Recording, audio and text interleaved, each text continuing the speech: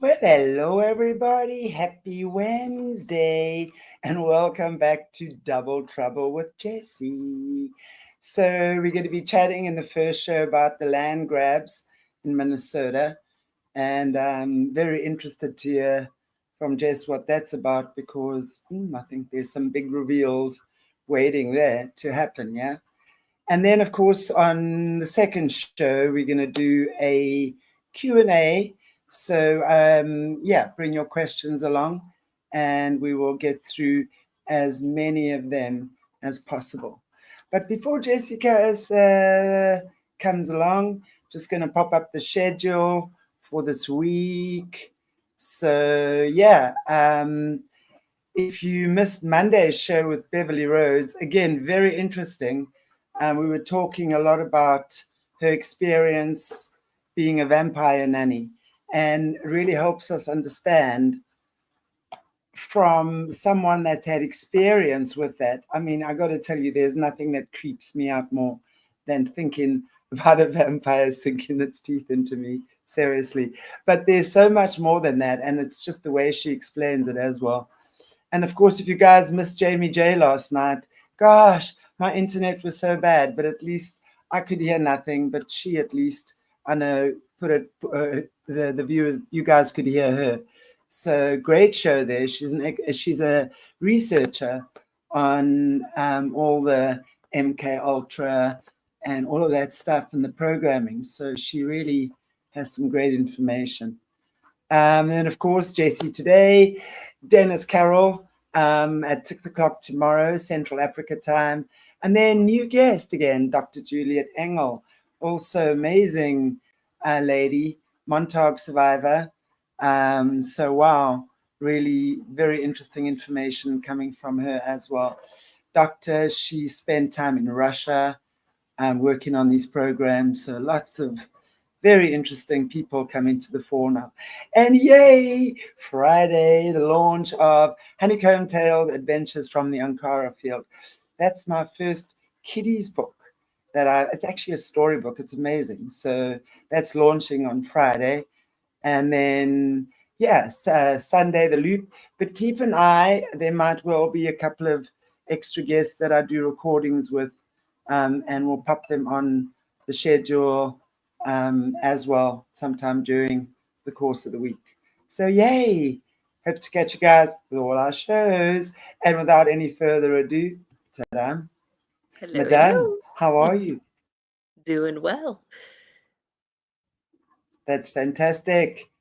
Nice to see you again. And what's been Yes. happening in your world? And what is happening in your world? Yeah, so much I've got coming up. I encourage people to visit my website, the kingdomlivingwithjessie.com.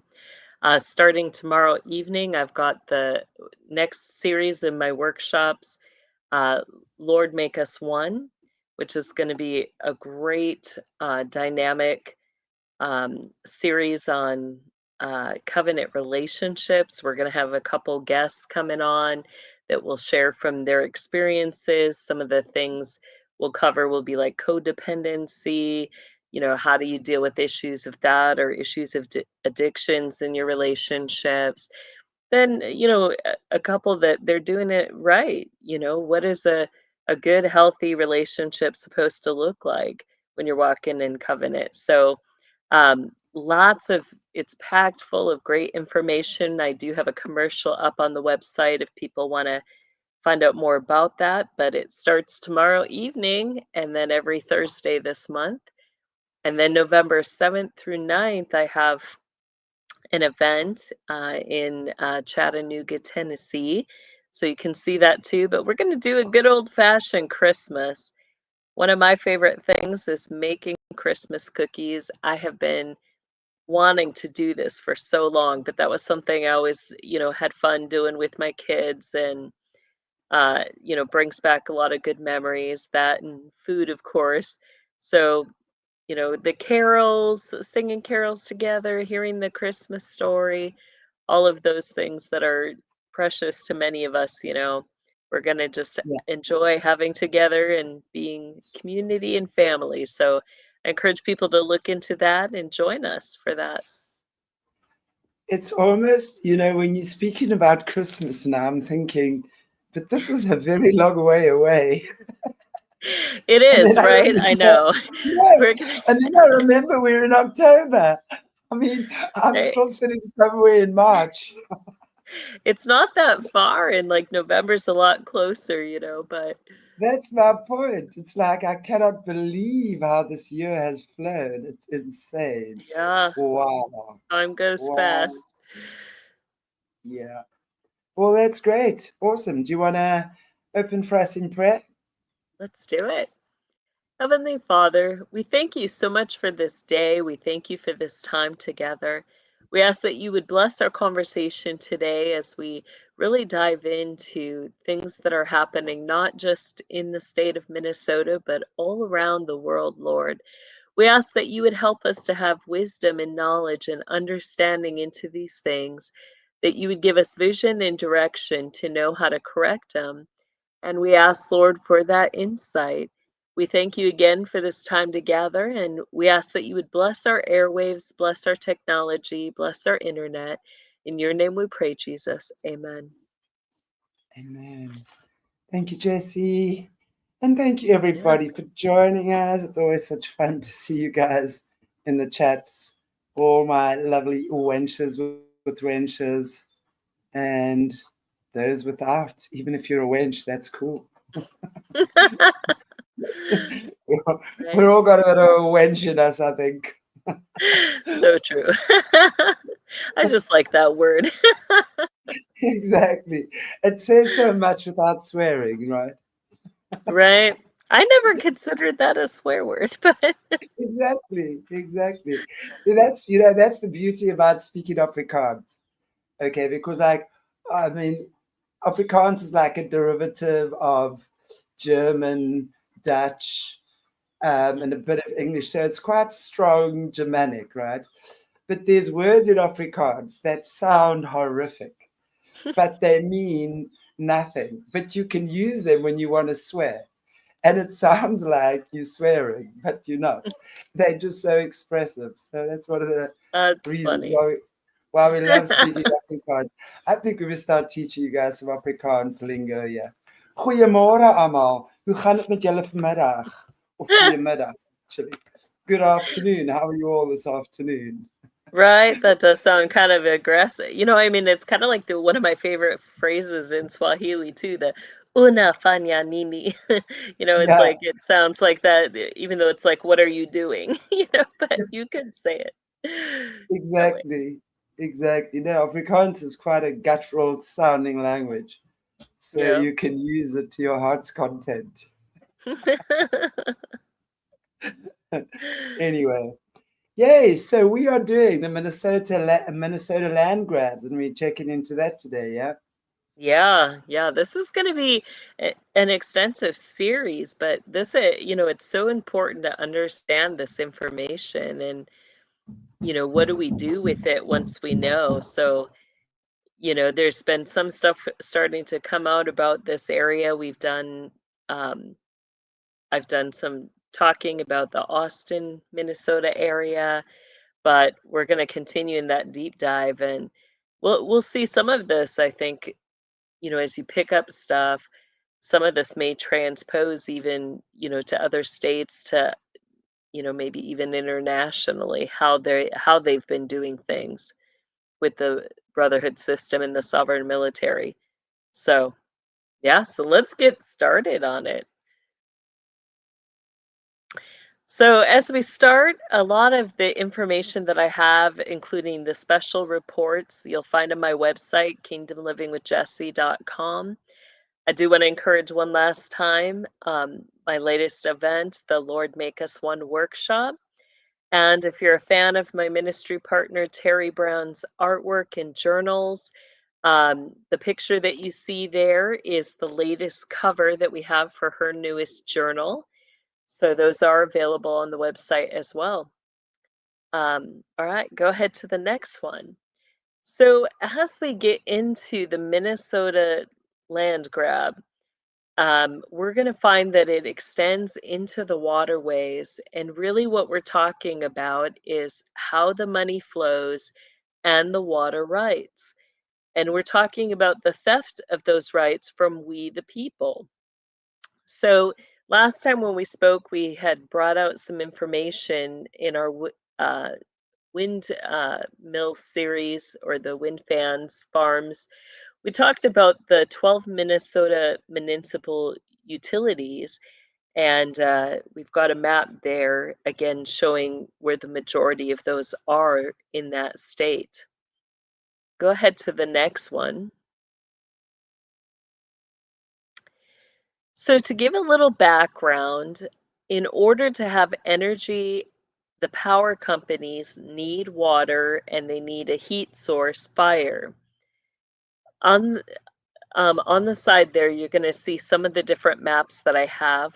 Up on the very top, we have a map that shows where the Minnesota hydro facilities are.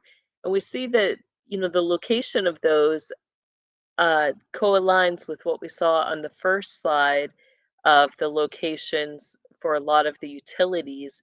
That middle area is really a hot spot for a lot of these utilities, and then that energy is outsourced throughout the state. On the bottom left, we see the transmission zones established in the following way. You can kind of see how they're established there. You've kind of got 6 main areas that they've done.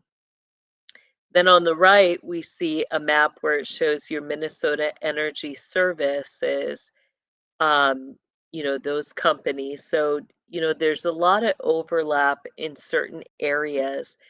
And remember when we went through the sigil for this state, there was some important information that showed us about the brotherhood in the area that, on the bottom of that state sigil, which go ahead to the next one, I think it shows. Um, yeah, there it is, that bottom right corner. We see that sigil for the state of Minnesota. And remember, we talked about that middle area where all the words are, that when you see like a diamond or wording, and it used to be wording, or I'm sorry, numbers, like dates on the bottom, very bottom there. Um, so when you see that, it tells us that there's hidden underground submarine lines. And then where we see above the mountains that four-pointed star, that also tells us in that area underground, there's, underground massive submarine hub. So, keep that in mind as we think about this, the location of those two things on this. We see, look at that top left map there.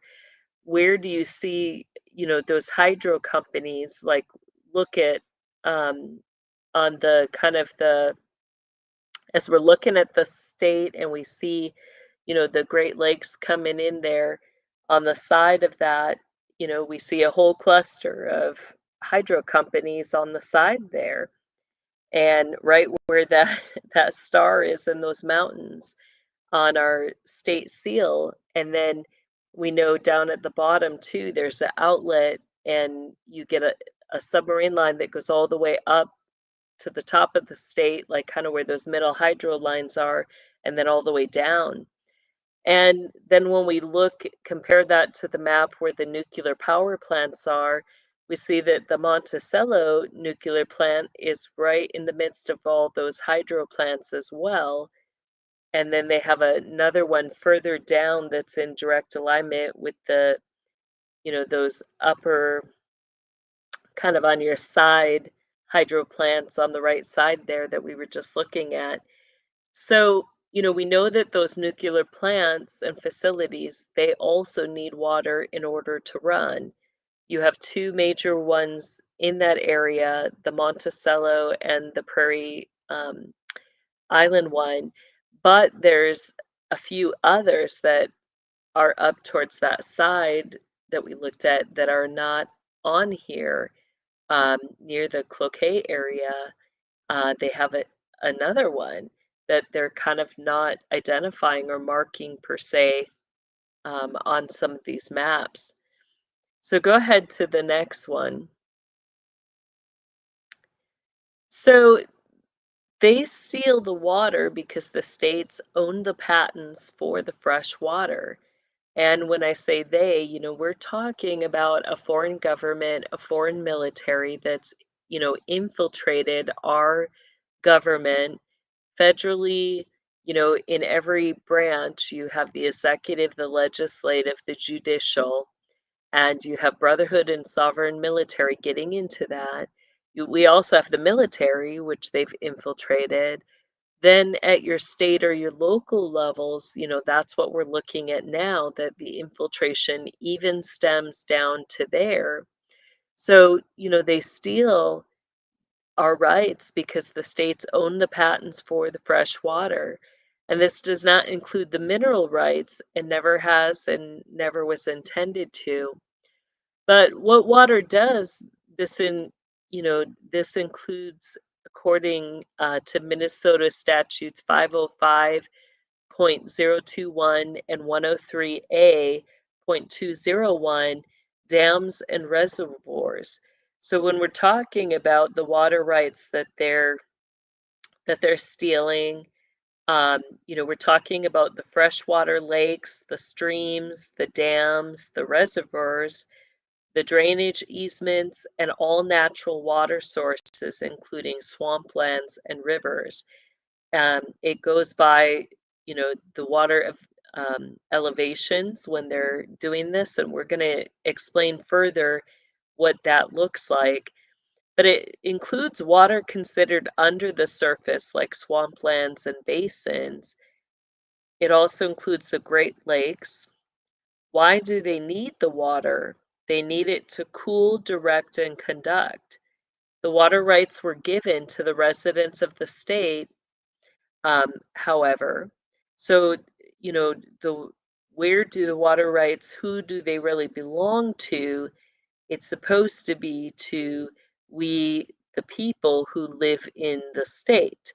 So if you live in the state of Minnesota, it is your right to use and access the waters that are in the lakes or the streams, um, any natural water resources, whether that's for drinking, bathing, fishing. You have a right to use those waterways.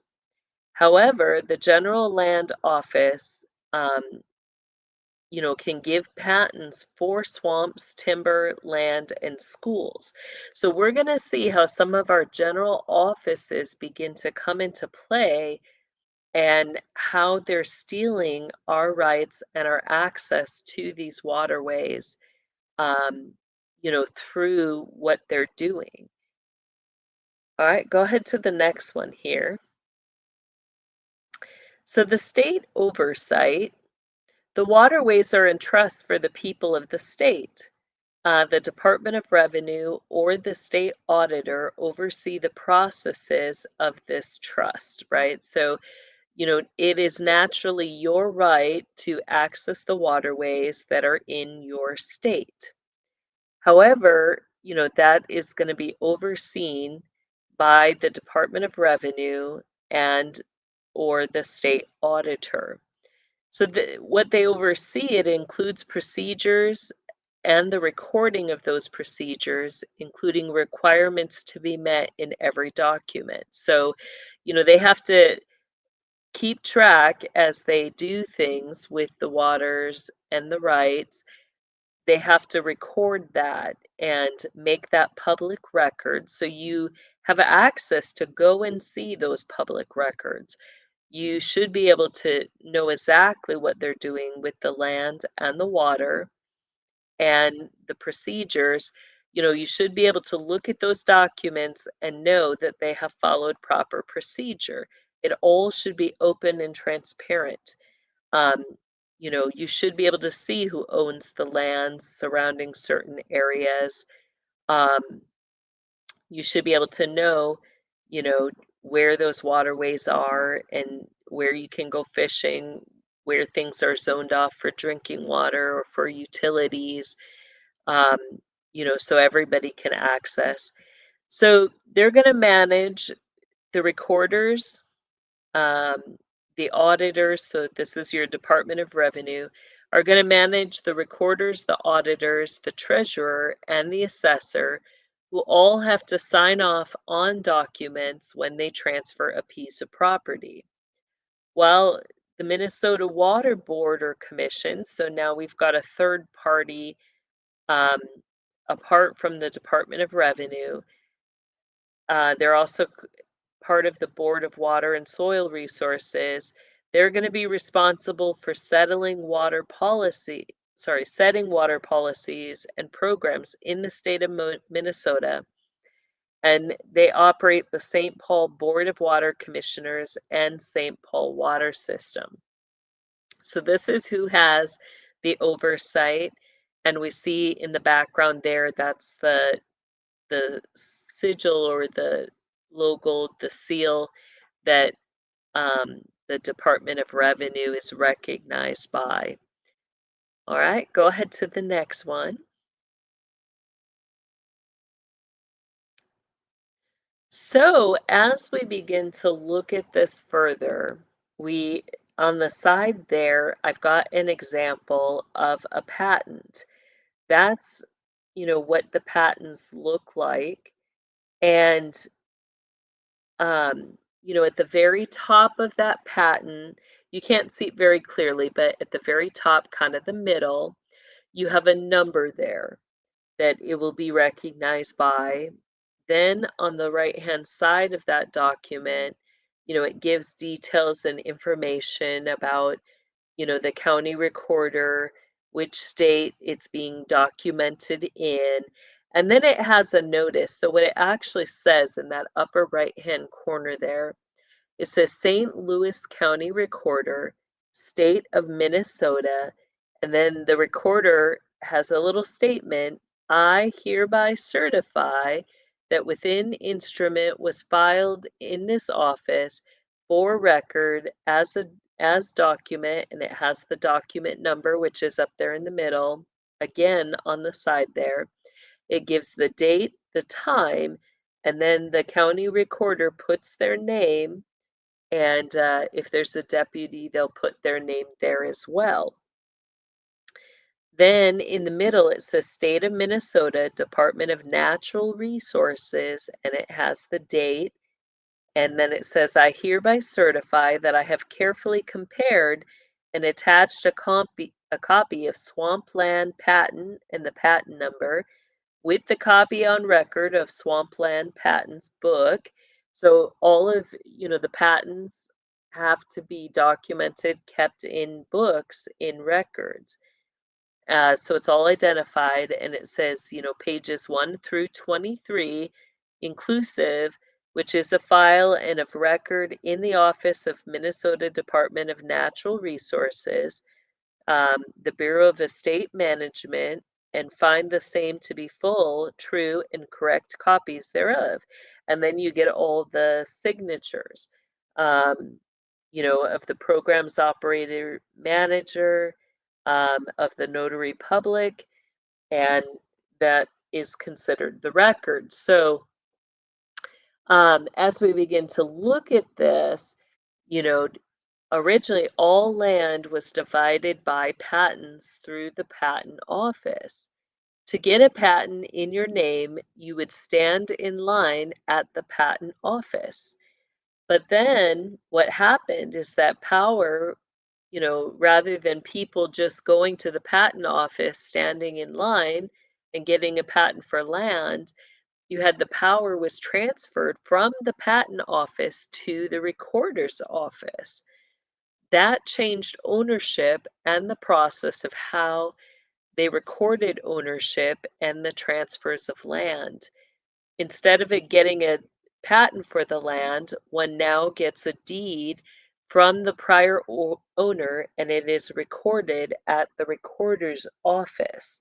So there's a shift in how things are done, and this shift is really important for us to understand. Go ahead to the next one.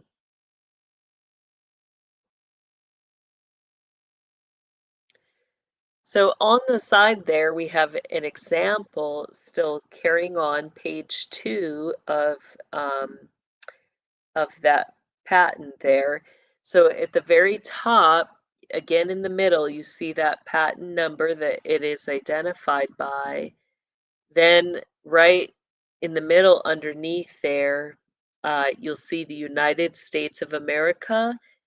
On the left-hand side, you've got little words there that say entered on new swampland books.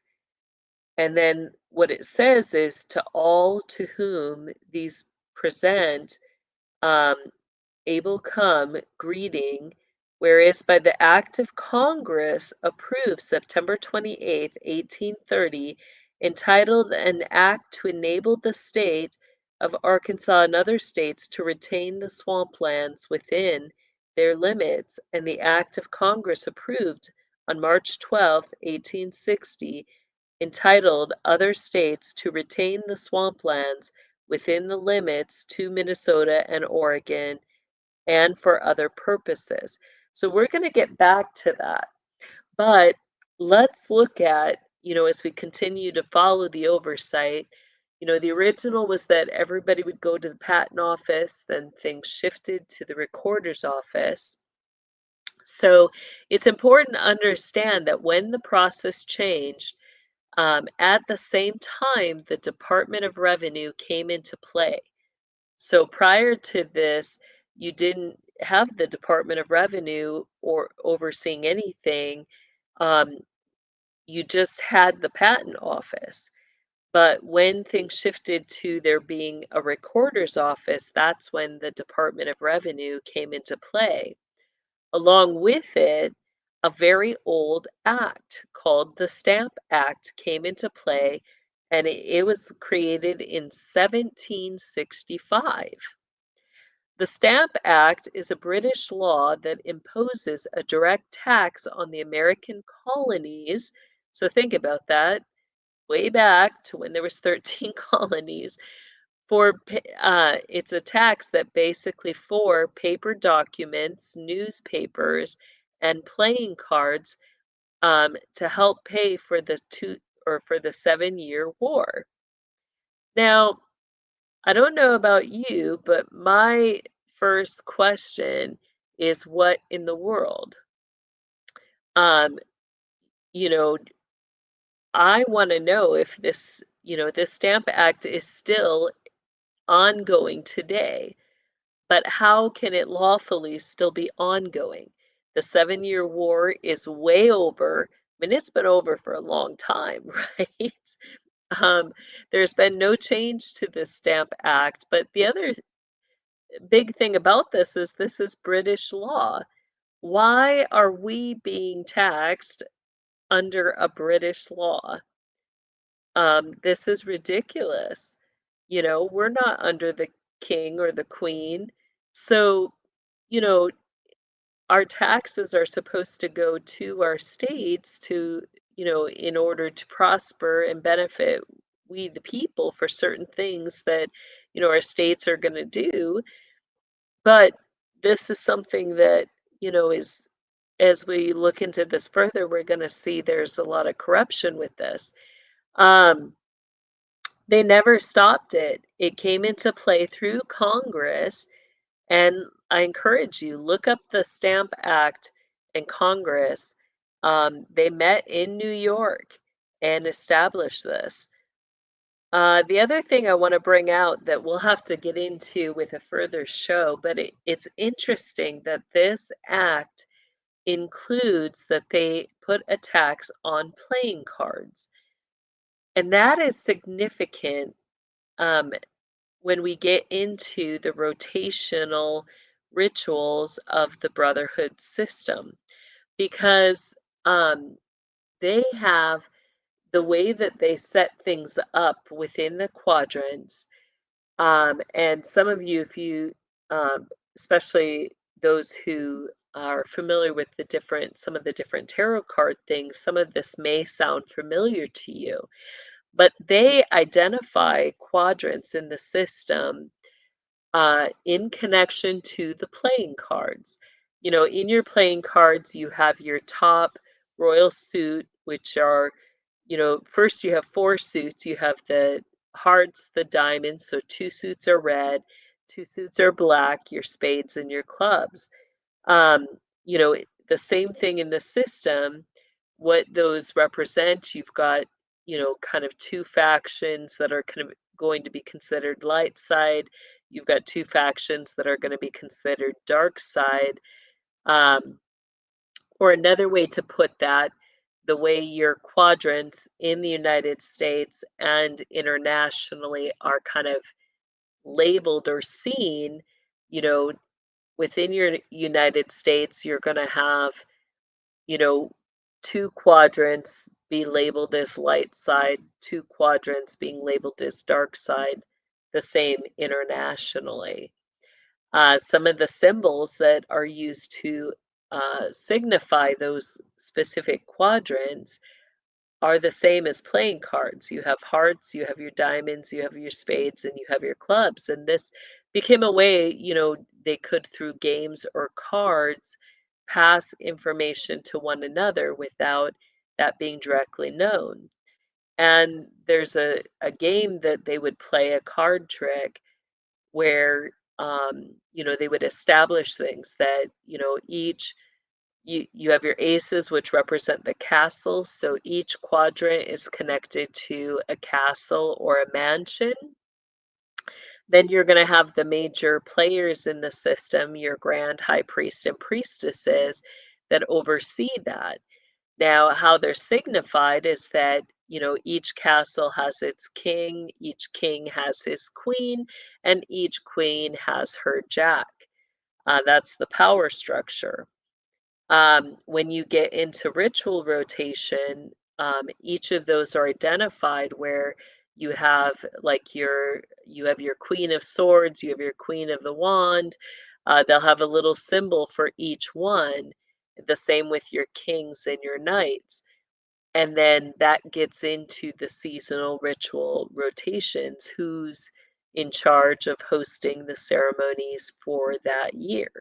So it's almost like a Russian roulette rotation that they'll do, but that's how they'll communicate it, is through those signs and symbols. So I found that interesting, and my mind goes to, if playing cards and attacks on playing cards was, you know, connected to this Stamp Act, is this a way that they're paying for the ritual rotations within some of the quadrant areas, through these taxes that they're putting in connection to the paper when, you know, deeds are transferred or titles are transferred, um, everything that goes back to this act. So that's something that we need to look into and find out further, because it may explain more of further of how they're doing it. But let's go on to the next one here.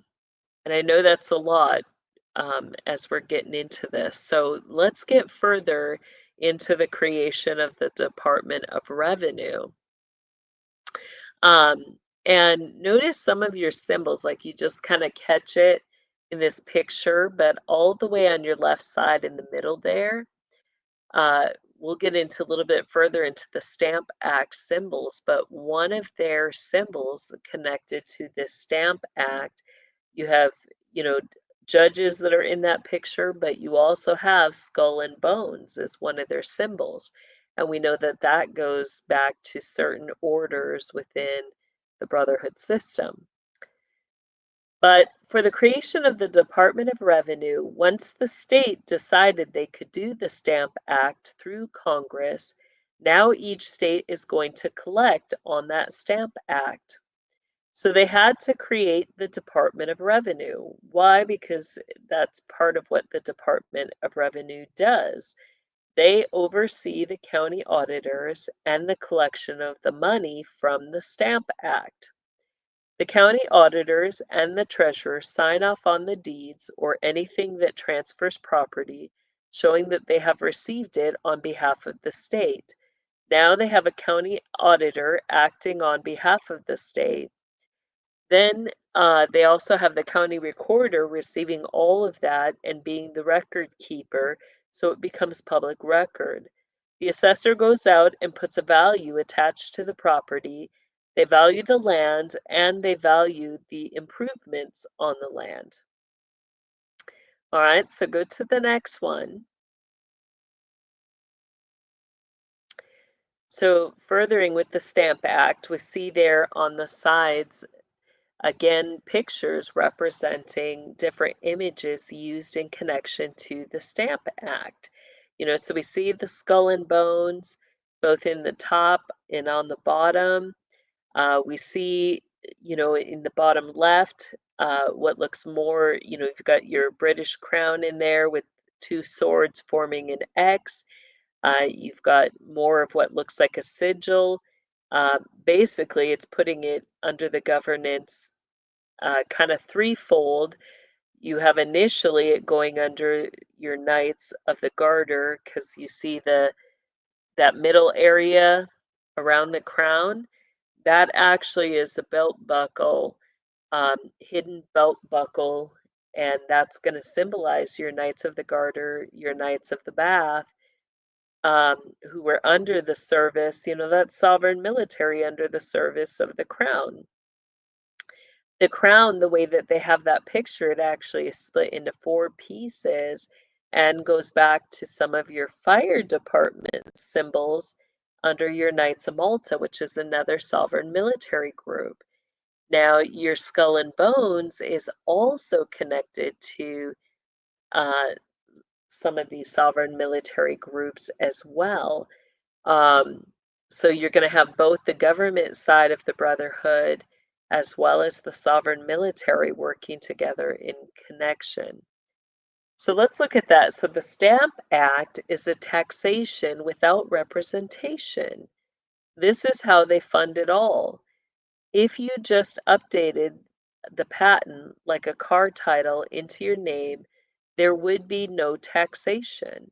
You would just, you would take it, and you would, if you were buying a car from someone, they would just give the title to you and put it in your name, update your name on it rather than the previous owners.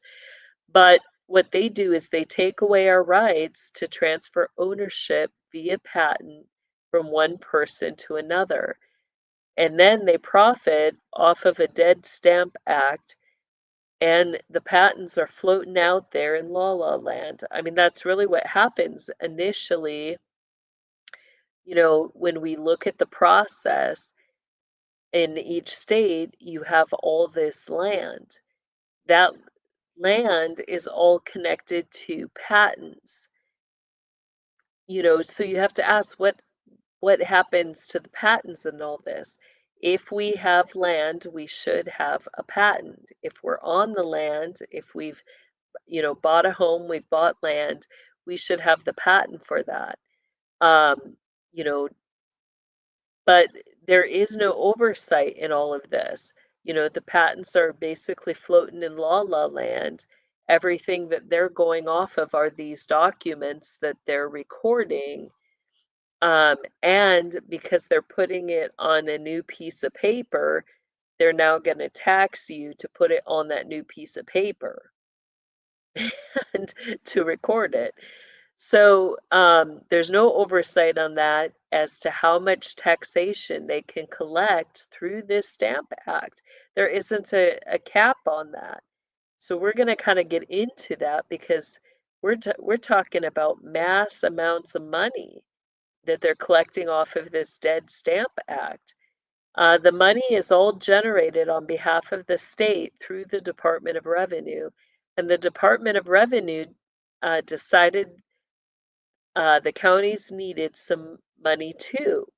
So remember, as we look at our states, they further broke down, rather than just state governance, they broke down each state into counties. So, rather than just the state receiving the money, they now have decided the counties need some of that money too. So they split the money between the state and the county. This is your state deed tax. This is done through the recorder and the county recorder fee. In Minnesota, it is $46 for each document. Okay, now let's get into some of the math of this. Go ahead to the next one. I can't help but comment on just what a Yeah. charming bunch of embezzlers these are. My word. Right, when we really look at it and break it down, it's, it seems like such a small amount of money, right? And Wow. we Not. don't even question, or, we don't even question. We don't even we don't even ask the question, like, how can they still be applying a dead tax to us? How can they tax us without representation? That's a stealing of our rights. And they're doing it for, this is the sad part, over a piece of paper. Do you honestly think it cost the $46 for all of that to be done? Versus Never. if you just simply, even if you had a new one, it's like, why are we having to pay just to have it kept on the books and the records, right? When that was initially, it could just be transferred. Oh. At the patent office, they have a new patent and it's documented that you own that patent. So Money, go ahead. money. Sorry, I'll just end off by saying money really is their god. We can see that now. Yeah, yeah. So let's break down that $46 fee for paper, right? Part goes to the state treasury. Part of that fee is going to go to your technology fund now, because now it's not just on paper, but so here, think about this. Think about the deception in that, right? What does the Stamp Act initially cover? It covers for paper or documents, right? But what now are they applying it to? They're going to put those documents online. So now they have to have a technology fund. Well, who oversees that? Who watches over how much money is going in for that, right? So part also goes to your county's general fund. The state deed tax is based on the value of the property and what you sold it for. So the value fee is $3.30 per $1,000. So for every, whatever your property is valued at, they're going to apply a $3.30 tax for every $1,000. So for example, if you sell your house, and I just kind of took some averages here from the state of Minnesota, the average house sells for about $300,000 right now. Okay. So, you know, the state then from that would receive a state deed tax of $990. That $990 goes to the state under the Stamp Act and is distributed to all the parties we just said above. It is a tax without representation and is collected on every transfer. Think of how many properties are sold in a county per year. Let's look at this. And again, this is just, general. We're kind of taking an average here. So let's go to the next one and look at the multiplication of this fee. Um, so let's look at Anoka County there in Minnesota. This is Anoka County home sales in 2022. So Anoka County had over 5,700 home sales in 2022. The average property sale in Anoka County, Minnesota is $343,000. So you times the 343,000 times 5,700 sales, right?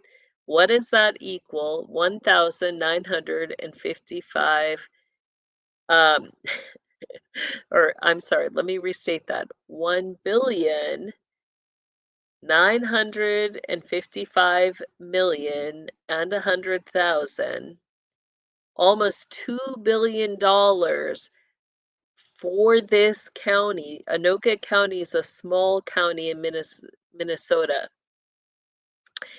So for Anoka County, for the 5,700 home sales that sold it on an average of $43,000, they earned in 2022 close to $2 billion off of this Stamp Act taxes that are not represented.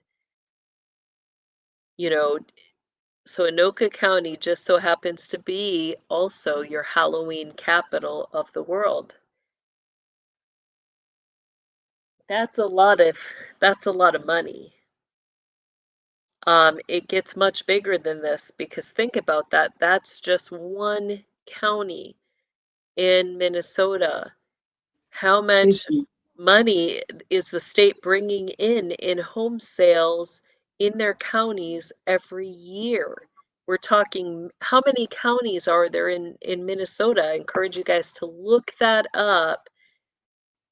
We're talking billions of dollars $2 billion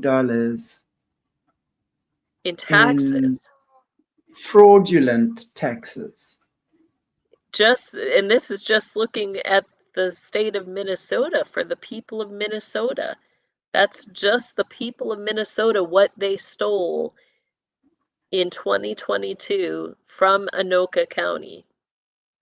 Now, my question is that the part is that this money gets redistributed to.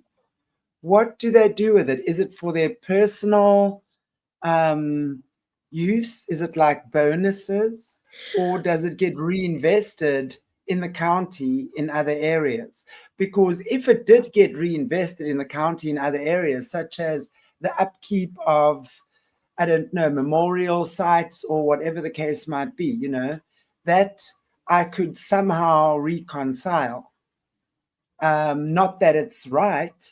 That's a great Okay. question. We're gonna, as we dive further, we're not gonna quite get into that today, but next Right. week, we're Okay. going to start to get into some of that. Where is the money going?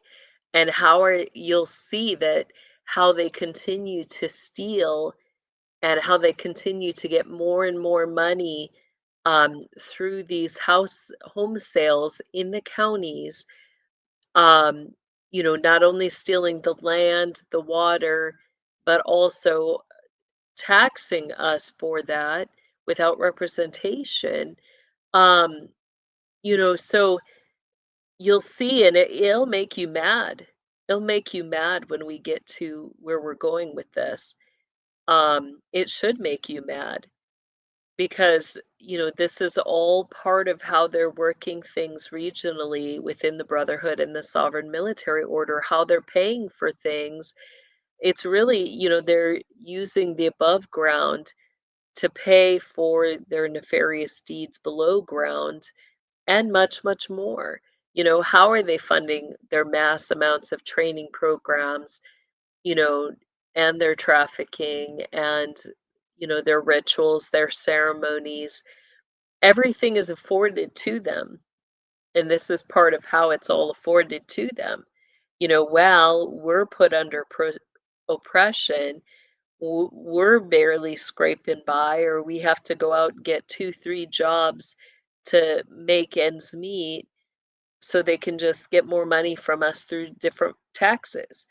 Um, so it just continues down this spiral. But let's keep going with it. Write down that question because we'll come back to that in other episodes as well. So now let's look as we start to get into the water. It's not just for the properties, but also for the water.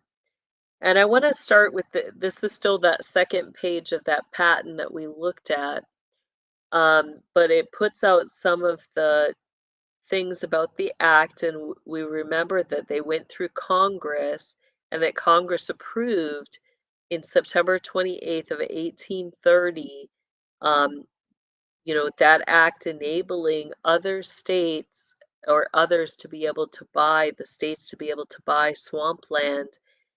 The highlighted part, let me read that. So it says, it is provided that all the swamp and overflow lands, which we'll look at what are overflow lands, made unfit thereby by cultivation within the state of Minnesota, meaning your farmers can't cultivate on the land. Um, that uh, that which remained unsold or unappropriated at the passage of the said act of March 12th, 1860, shall be granted to the states. And whereas this um, pursuance of instructions from the the General Land Office of the United States, the several tracts of parcels of land hereinafter described have been selected as swamp and overflow lands, ensuring to the said state under the acts aforesaid, being situated in the district of land subject to rule. This was in Duluth, Minnesota. So, you know, we're going to look at this process. Like, what does all that mean? As we begin to get into the patents, the lands, and the lands that have water connected to them. So it used to be, your farmers would use that, people would go into the patent office, they would get a patent for a property, and let's say that property included or was adjacent to a swampland.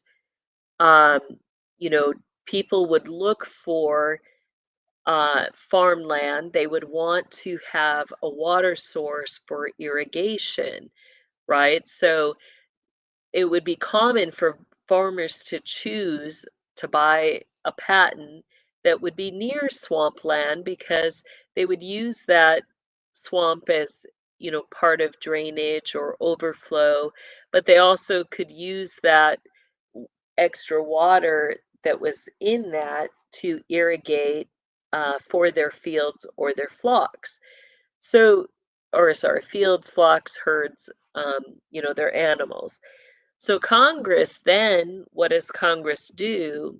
Said that the swamps needed to remain for animals and the ecosystem. So they acknowledge that swamplands are something, rather than selling the swampland to people, because nobody really wants to buy swampland. You really cannot build a house or property on there effectively.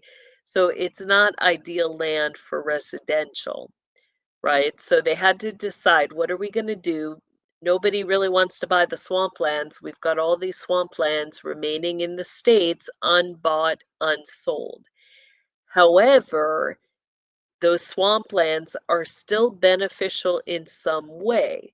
Those properties are good, if we're selling the land around that, um, or that's being bought up by farmers or people who have animals, that's beneficial. On top of, you have a whole ecosystem connected to the swamplands. So they acknowledge that, there is value even in those properties. Most of the value being connected to using it as a overflow or drainage land, or using it for farms for irrigation. Um, so they decided that the patents, you know, um, would tell people that they had to leave the water right where it was. All right. So, you can't move or shift because of the ecosystem, the animals connected to it. you can't just come in and, buy up that and demolish the swampland. Like you can't just have a big company come in that wants to build apartment complexes. They want to drain the swamp, get everything out of there, shift the whole ecosystem and build apartments. So they decided, that the patents tell people that they have to leave the water right where it is. Um, so nobody wanted to buy the swamps. They wouldn't stand in line to buy the swamps. So in this page 2 of the land patent, we see Congress gave off the unclaimed swamp and overflow lands to the states. And that was according to the act on March 12th, 1860. So if these surveyors are going out, if they say, they're looking at the land, they're defining the patents. They're going to look, they're going to say, okay, this is classified as swampland, and they're going to file that. Now, if nobody comes to buy that, what happens is it's unclaimed, and now that land can be given to the state, who will oversee the use of that land. The General Patents Office used to put how land could be used into the patents, so that took care of the zoning. It used to be that they would look at the layout of that land and decide to use the land based on the layout and the water elevations. Congress used to control it all, but somehow through patents they gave the control away to the states. And that was how it kind of happened, was through that law. Anything unclaimed, then the state could claim that and basically then would be given the patent for the unclaimed swamps. All right, go ahead to the next one. So you also have involved in this, like let's say you've got a property, you may not just have water on that property, you have other resources, you might have other others who want to do things with that property, including your public utilities. So therefore, we have to bring our Public Utilities Commission into view. Who, oversees the utilities? That's going to be your Public Utilities Commission. So they're another branch of this process. They're the arm that oversees and regulates how much they can charge consumers for the utilities by a megawatt. Now this, so this gets really deep. When you get your bills, look on your bill. You'll notice a certain thing. You're going to notice that your bill has a multiplier. All right. So what happens is that your utilities are going to distinguish now by properties on those lands or territories. They're going to classify, is the property residential or is it considered a business? And they make decisions on how big the multiplier is. Usually if you're residential, your multiplier is going to be a 1. So that means, when they go out, when they read your meter, and they're charging you per a megawatt, like let's just say they charge $1 per a megawatt. They go out, they do a read, it's at 20, your bill's going to be $20 then, okay? But if you're a business, they're going to have a bigger multiplier. It could be like a multiplier of 4. And therefore they'll read that property as in a business usage. Are they using more energy than a residential? No, they're not, right? So why are the businesses getting charged more? Why do they have a multiplier on there if the amount for a megawatt is what's to be charged, why is there a multiplier on there? So here's another way. One of the things that can happen on this is when you get the rezoning. So, like an example, there was in an area they had a daycare that was in a house. So because the city zoned it for a business, the daycare, they had a meter and a multiplier of 4 on that building. But then they decided to, no longer use it as a daycare. They sold it to residentials, but they never changed the meter. So everybody who lived in that property continued to have a multiplier of 4 for the amount of energy that they used. Rather than a true amount, they weren't charged for the true amount. The the county was making money off of that multiplier of that residential area. So if the property is changed from a business to residential, the utility still gets a multiplier of 4 for the business property through the meter zoning. Zoning is done by the patents and defines the property's specific use. Okay, so again, another area where this just continues to get deeper. So go ahead to the next one. And some of this will come back around. We'll kind of continue to loop it together. But so let's look at how the utilities became a tax collector for the state. Did you know that? Did you know that your utilities are collected taxes off of you? They are. Um, They're brought in during the first part of the process when the land patent is recorded.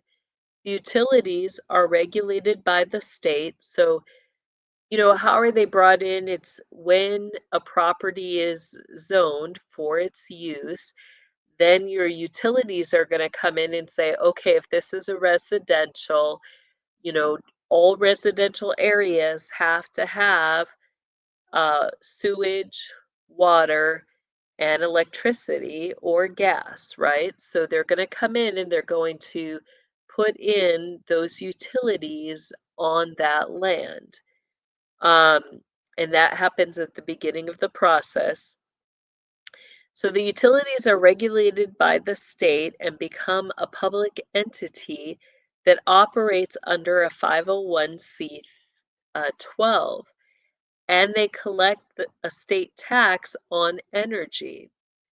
On electricity, so what is the energy going to be classified as? Your electricity, your natural gas, and your telecommunications, all which are underground. Think about that. When I talk about the layers of tunnels underground, that first layer is going to be connected to your utilities. Okay. The percentage that they're going to use for this tax is 6.875% per $1. That's a lot. Your wireless and telecommunications are taxed higher at 11.92% per $1. Utilities become the tax collector for the state with no representation. So the state regulates how much they can charge, and they collect it for the state and collect um, the sales tax on top of that. The state defines how much they get to charge and have to pay it with tax and so the state decides how much the utilities get to charge. We have to pay it. If we want to use the utility, we have to pay that. We don't get to vote on how much that tax is. We don't get to have a voice in that. They decide for us, and we have no representation in that matter. We just get the bill, the tax is added to our bill, and we have to pay it. All right, go to the next one. And again, like we're paying, I mean, think about that. Your energy and water are going to have one tax, the 6 point whatever, but then your telecommunications are also taxed, and you get a much higher tax at that. So let's again just look at this Anoka County. You know, this is going to include your electric, gas, and water. Again, just examples. So in this example, you know, we don't have an exact amount or average of how much your gas is taxed. So I'm kind of pulling in, we're taken from what they say the average for the electric bill is per residential. But, you know, this is given you may have some of this being taxed, uh, you know, with gas. So we're just kind of giving examples, hypothetical. If every home in Anoka County had electric gas, right? The average electric bill for residential is about $178 per a month. Okay, that's their average electric bill, they say. So when we times that times your 6.875%, you know, that's going to equal per month each residential paying $12.24 in taxes. So let's look at how many homes are in Anoka County. There's approximately 81,374 homes. This, again, is an estimate. Not all of these may be electric, but let's just say they were, right? So that would be approximately $1 million per a month just in sales tax, just in Anoka County, that the electric company is collecting for Anoka County in sales tax or in taxes per residential home. $1 million per month that Anoka County is collecting in energy taxes. Your electric company's collecting this. That's Wow. crazy. That's crazy. What are they doing with this money?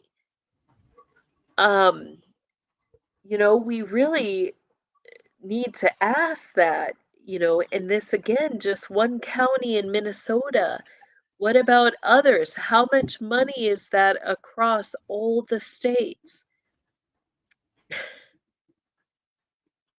I think, is that our last slide there?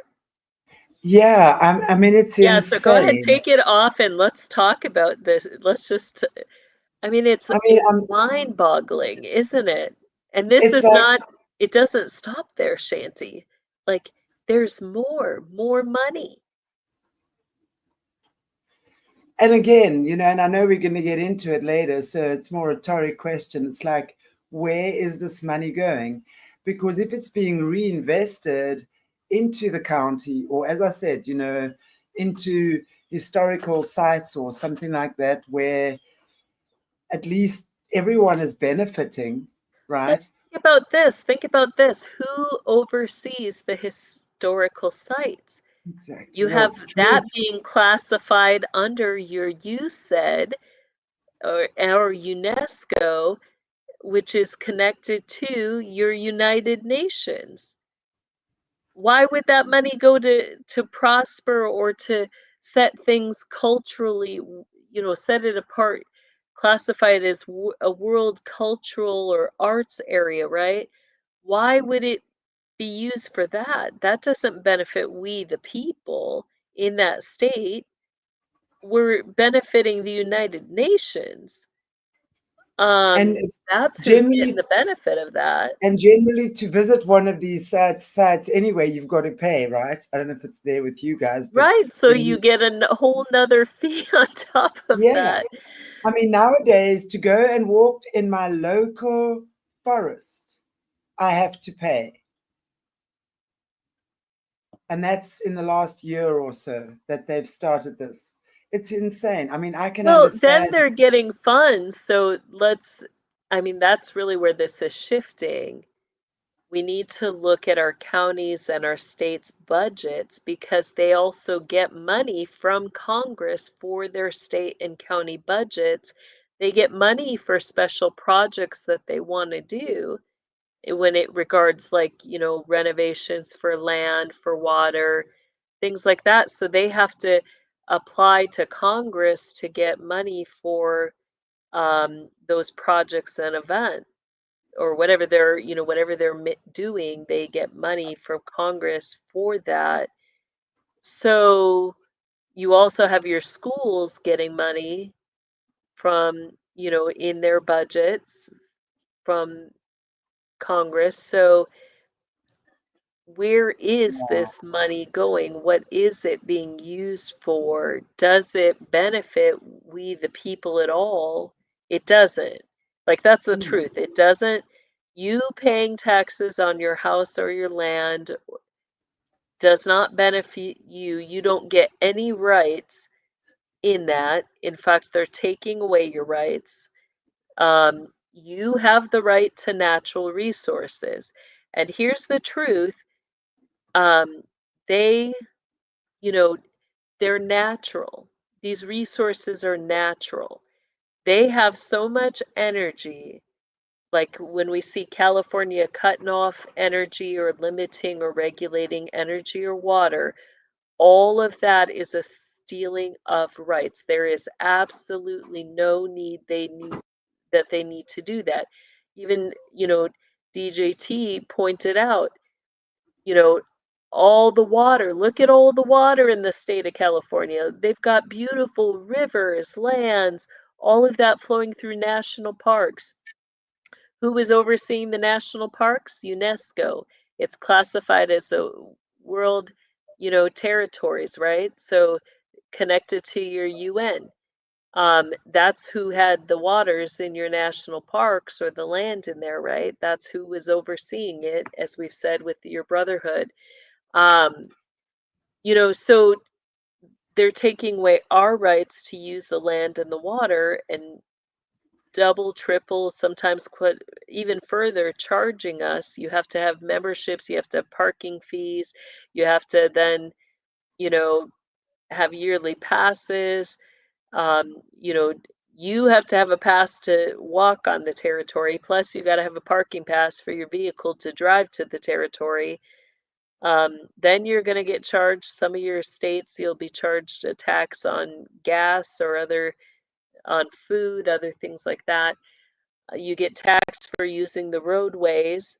Um, but we're And just right now on the residential. We're going to really get into the residential, these taxes.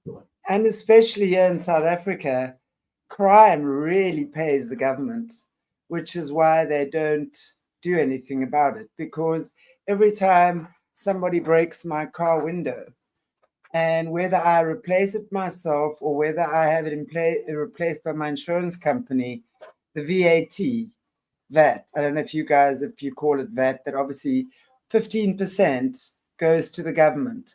So you get charged 15% VAT on every single thing that you purchase. The only thing there's no VAT on is fresh produce. So like fresh vegetables and fresh fruits and stuff, there's no VAT on that. Every single thing else, there's VAT on. So think Right? about how much that pays this big, fat, disgusting government of ours for crime in this country. And I'm That's sure, unregulated. totally, totally. And, think of that, like California, what were some of the reasons they were giving residents? Oh, well, we have to outsource the energy. So it's like we have our power companies and then they have to send it to another state or somewhere else. And then, there has to be money to pay for that, right? So they say that they're paying to outsource it, but then we know it comes back and it comes back with, you know, they're charging fees for that too. So they're hiring our monthly bill. We're getting a tax on it to ship it out, and then they're regulating the amount that we can use of something that we have a natural right. to access and they have unlimited energy. That's the truth. They have unlimited energy. There should be no reason we are having to pay for it at all because there's a mass amount of it. It's an endless Exactly. resource. It's If endless you look, resource. if you look in South Africa, and this country should be running on solar power, because yet when you go to the rural areas, right, and I'm talking about what they call low cost housing, like generally for the African people, Hmm. where they build little houses that look like shoeboxes, one next to the Right? other. Each and every one of those houses has solar power.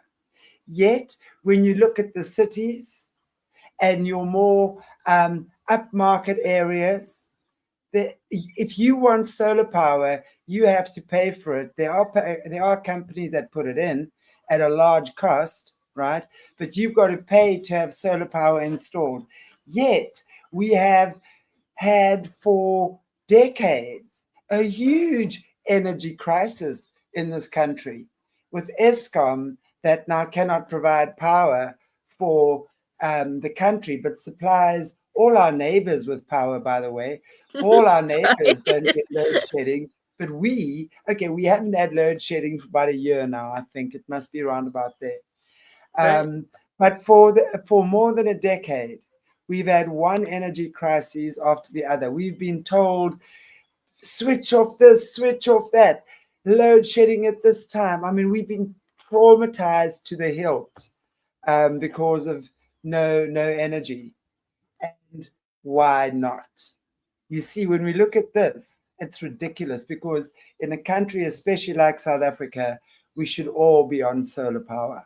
We really Yeah. should be with with electricity as a backup. If you have a week of rain, which some places do have, so you should Right? have electricity, or Eskom should be a backup. We should be using our natural resources totally, and I'm sure in Yeah. America it's the same. And who's using those? They are. That's the truth. Exactly. They're using it and everything that, we're just it's a way that they are making money off of us.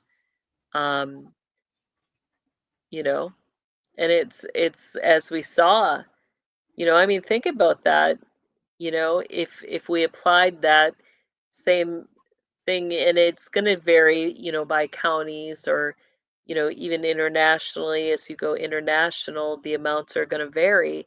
But if that was the average 1 million, because Anoka County is a very small county, if that's the average, I mean, think about that applied worldwide per a month. And yet they tell us that we're trillions of dollars in debt, and yet just by if we reapplied that money, we wouldn't be in debt. We would have a mass amount of money left over available to each county that we, the people, could use. I mean, when you think about that, if that money were reapplied, Health every services. person in every county, your house would be paid off. You'd have a house, you'd have a car, you'd have land, and you could have a garden, a homestead. I mean, you'd have what you would need to live. You wouldn't need to be paying any of that. You wouldn't owe Exactly. anything. You wouldn't Exactly. owe anything. That's and Um, of course that's yeah, the whole system of debt that we've been born into, right? Is that the minute you're born, you actually are in debt already, and it's so true, and also if they reinvested in the public healthcare system, right? where they took $2 billion a year that they just in one county collecting on stamps, stamps, right? If they just took that money and reinvested it into public health care, I mean, hello, we would not have a crisis on this planet. That's what we do. We're supposed to do, right? Um, But instead, people are being drained of every bit of resources they can. And they're doing it now more than ever. But it's all Yeah. part of this great reset, really getting people on their knees again. It's like a couple of years ago, it was COVID. And just when, and this is what we've been warned of, right? Is just when people are back on their feet again, businesses are up and running, um, things start going well, boom. And now with the wars, right? It's now one war after the other, one drama after the other. Human beings are being traumatized to the hilt with what we're being shown on television every day. And for some reason, we keep sucking it up. I don't know why we keep sucking it up. I don't know why we keep sucking up that poison. We should just turn everything off and say, no, I'm not watching that.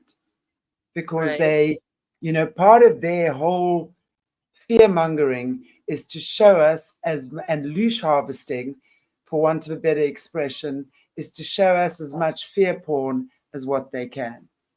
Yeah. It's just horrific. And they get us on our knees, and our children are suffering, and our animals are suffering, our parents are suffering. Everyone is suffering because Our the world states are economy. suffering. Yeah, it's like our Yes, states are suffering. I mean, when we look at our schools, it's like we're not giving the best to our kids in the majority of our schools right now. Um, so you got to ask, like, if they're not investing in the quality um of the lives of we the people, then why should we have it? We're not doing it just so someone internationally or so people who are, unlawful immigrants in our country can have the best of everything. You yeah, know, what about our children? What about our states? Those who are born here, like these are our rights, and are we going to give them away, including to a foreign military and government? yeah, Um, exactly. Yeah, so we'll get more into this series. There's going to be a lot more breakdowns. It's a powerful, i- um, presentation to understand what is happening, and then, we'll eventually get into what can we do about it. Um, Exactly. but share it. This should be known. Uh, you know, this is important Yeah, information. exactly. Okay, well, I think we'll wrap this one up for now then, and then we'll see you back for Q&A in just over half an hour. So if you want to maybe just, I don't know if there's anything you want to wrap up with and end up for us in prayer. Yeah, let's end off in prayer. So, Heavenly Father, we thank you for this wisdom, this knowledge, this understanding. We thank you that we're not helpless, but that you empower us, that you show us these truths and you show us what we can do about them. We ask, Lord, that we may be those who call our areas to account, that we make sure that things are established and working properly, that we fight to reserve the constitutional and the natural God-given rights of not only our family and those around us, but also of our children, of our estates, our nation. Lord, they are so worth investing in. And Lord, we want to give our children what you would have for them, a future and a hope. And we ask that you would show us how to secure that for the children of our nations. In your name we pray, Lord. Amen. Amen. And thank you, Jessie, for sharing this information with us. Wow. And again, it's not only there, it's everywhere in the world they're doing Yeah, this. The, right? the systems might differ slightly, but I mean, we have over here pretty much the same system, right? Going Mm-hmm. on when you buy a house, taxes, Right? blah, blah, blah, blah, blah. I'd be curious if it's based off the same tax. Like if you guys Yeah, have the same, if it's the Stamp Act tax for you guys too. we have revenue stamps that you have to buy and stamp on official documents. If Okay. you're buying a house or So stuff you like have that. a So revenue too that's wow, collecting. Yeah. Yeah, it's crazy. And just interesting that this whole, with all the immigrants now, I know Europe has been having that for a long time already. And Australia as well, where the Asian people coming in many years ago. Europe as well. I remember when I was going early 90s, they were already having a lot of illegal so this has been going on. I mean, I've not been to America before, so I can't say that. Just from speaking to the locals, that this has been going on for a long time. So this infiltration has been happening for a very long time. And I mean, don't even think, I can't even, if I have to show you what our borders look like, with the thousands of people every single day walking over undeterred, you'd think it's a joke. Seriously.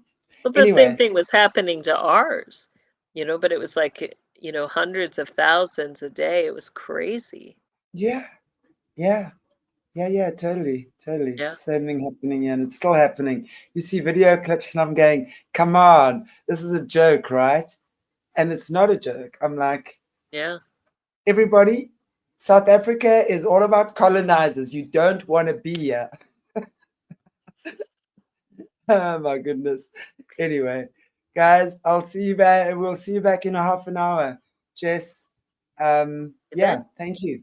And take care. We'll see you back in a bit.